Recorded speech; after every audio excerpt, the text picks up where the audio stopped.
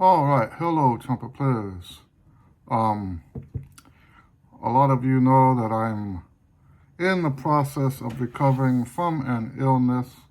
I will let you guys know more about that when I'm out of the woods, so to speak. And I was thinking what I could do for the YouTube channel is post low effort. You guys know I put a lot of effort into the videos.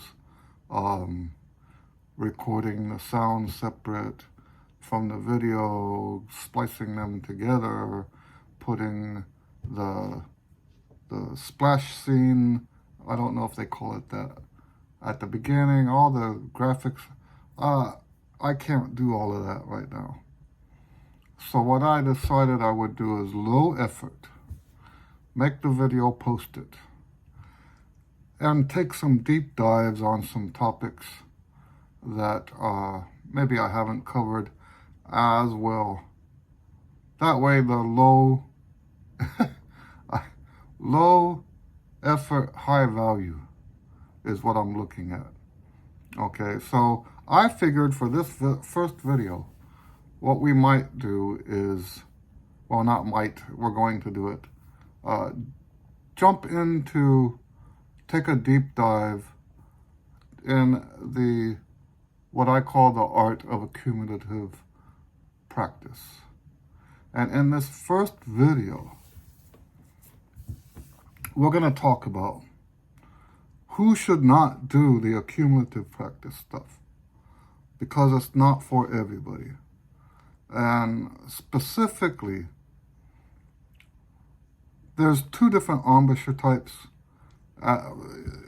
You can split anything in the world two different ways, right? In the context of what I'm talking about right now, that split in the embouchures has to do with how you get the sound. Are you getting the sound from muscular resistance? Or are you getting the sound from, I used to call it inflammation. I used to say muscular-based embouchure versus inflammation-based embouchure.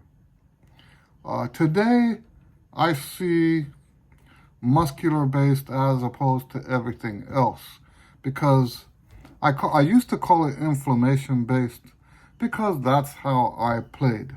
If you want a good example of a great trumpet player, and that's the thing, I never cast judgment on people who play that way. I don't play that way anymore, but I used to. But there are famous people, very successful trumpet players, who play on an inflammation-based embouchure. And the best documented example I have of that is a book. It was a biography that I read about Clifford Brown.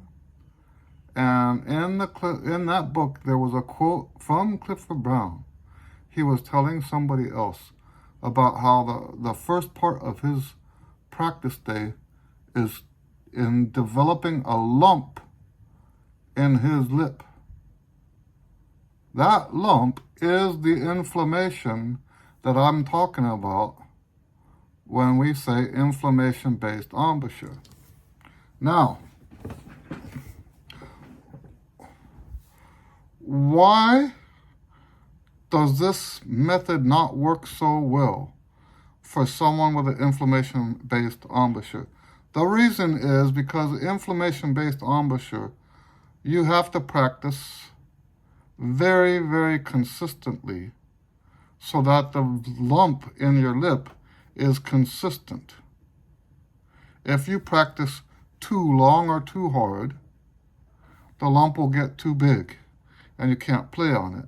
If you don't play long enough, if you don't play hard enough, the lump will shrink and you can't play on it. This is why in Clifford Brown's biography, I'll try to find, I have a quoted somewhere. my list of quotes. Maybe I can find a reference to it that you guys can look it up. But the way he describes it is exactly how it should be. And that's not accumulative. There are bits and pieces of the accumulative approach that you can do if you have an inflammation-based embouchure. There are bits and pieces that will work for you. But the overall benefit of the art of accumulative practice will not work for you. Okay? Now, let me tell you that playing on a inflammation-based embouchure is very difficult. It's extremely difficult. And, there's a lot of people we joke around on this channel sometimes about people who worship the trumpet god. The people who, that practice of playing on an inflamed embouchure may be the reason why trumpet players develop that attitude, like treating trumpet like it's a god. Because if you miss a day, you're going to have trouble. Miss 2 days, you're going to have trouble. Does that sound familiar? But if you have a muscular-based embouchure, where the resistance to the airstream is controlled by muscle and not inflamed tissue, then you don't have that problem, because your muscle doesn't shrink if you take a day off. That's not how that works. I fully expect, I'm back to not playing again.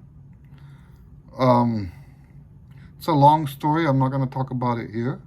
But I fully expect when all of this is over, and it will be over, I fully expect to just pick my horn up and pick up where I left off. Because I play on a muscle-based embouchure. If you want to play on a muscle-based embouchure, then I strongly encourage you to read my Physical Trumpet Pyramid book, because that's how you will develop a muscular-based embouchure.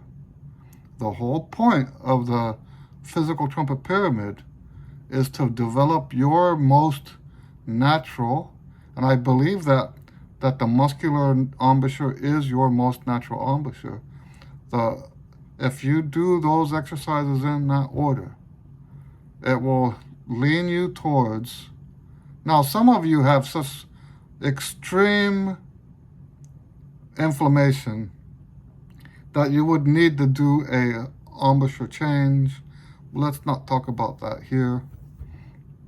But yes, that physical trumpet pyramid structure will lean you in that direction. Some people can develop a muscular-based embouchure just by changing the order of their exercises. Some people's embouchures are just that far off, and all they have to do is the physical trumpet pyramid combined with the one range, because if you are not a muscular player now, there's a chance that you don't have the physical strength to play on that embouchure already. And the one range book is a strategy that will help you get that physical strength. And the familiarity too at the same time. Because physical strength for range and strength and sound and all that stuff is not enough. It's not good enough to just have the physical strength. You have to have familiarity too. But that's not the topic of this video. My point is, that's how you get a muscular embouchure. You have to stop doing things that put lumps in your lip. Now, at the beginning of this video, I told you that it's not just, I told you that it used to be the way I taught this was inflammation versus muscular. Now I say muscular versus everything else, because there are different ways to not be muscular that are not necessarily based on inflammation. Okay? Anytime you use a manipulation of the flesh, so, and you can tell the guys that play this way because their setup is bizarre, right? So these are the guys that, you know, they have to do so much to find that hook. Some of them will call it the hook, the sweet spot. You know, a lot of that stuff is not necessarily creating a lump in your lip, but it's still relying on a manipulation of the flesh to get the notes out. So there are people that play. I think there's fewer of those.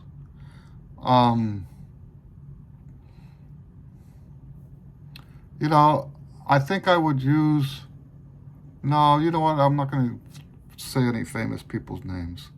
But there are people that they're successful. And they don't necessarily get a lump in the lip, but they do stuff to their lips to make them vibrate higher, make them vibrate longer. So, yes, that's not muscular. And those people also fall under the category of someone who should not do the accumulative approach for practicing. Now, this official approach, I'm going to finish up this video and maybe start a second one. The official approach, the official method is called the Art of Accumulative Practice. And in the next video, what I would like to do is tell you the story of how I got there. And it's not what most people would think. It's really not what most people would think. Anyway, so video number 1 in this series is just to say this is for people with muscular embouchures. Oh, let's talk about why. Because with the accumulative approach, you can take time off. Okay? We are not bound to this instrument. You don't have to take time off for it to be accumulative, but you can take time off. So when you have a baby that's sick in the hospital, you don't have to make time to practice. So when you do marry the woman of your dreams, you don't have to take your horn on your honeymoon. Right? It's just that part of it alone is reason enough to have an interest in the accumulative approach to practicing. Knowing that you can take time off and it's not the end of the world. In fact, depending on why you took the time off, it can oftentimes greatly enhance your musicianship. That's my belief. So,